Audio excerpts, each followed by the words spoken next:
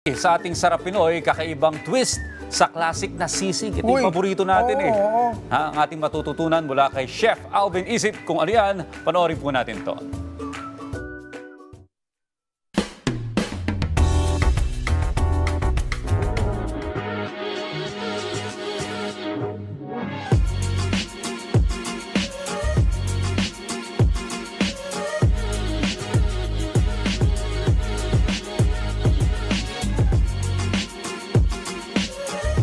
Hello mga ka-RSP! Today, tuturo ko sa inyo kung paano magluto ng DIY taco sisig with a twist.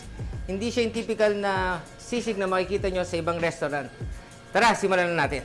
Una po natin lalagay yung pork natin na naka-pre-cook na nilaga ko siya sa salt and pepper, then giniril, then chinap ng maliliit na butil. Kung mapapansin nyo, hindi na ako naglagay ng mantika kasi naka-pre-cook naman na yung pork natin. Kaya magmamantika na siya ng kusa. Then, ilalagay ko yung liver natin na ground liver na inadobo ko muna bago ko siya binilender. Then, ilalagay na natin yung sisig sauce na components niya ay vinegar, soy sauce, at saka liquid seasoning.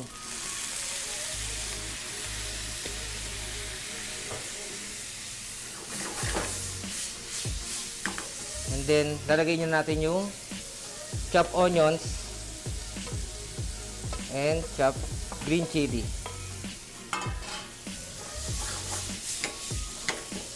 Then, habang niluluto natin siya, open natin yung isang kalan para painitin na yung sizzling plate natin. Then, ilalagay na natin yung taco.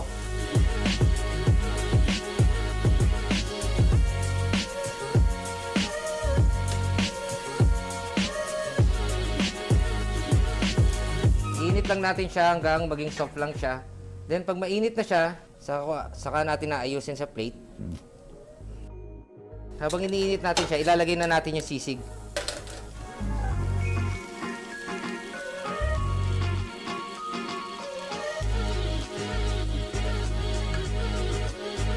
Then after yung maluto, yung sisig, then yung tacos, gagarnish na natin siya ng julienne cut cucumber, then julienne cut onion leeks.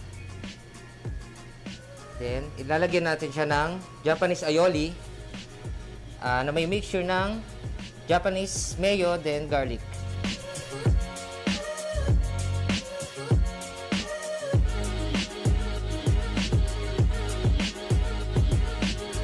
Ayan na, tapos na yung do-it-yourself taco sisig natin.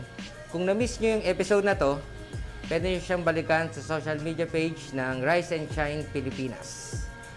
Ako si Alvin Isip para sa Sarap Pinoy.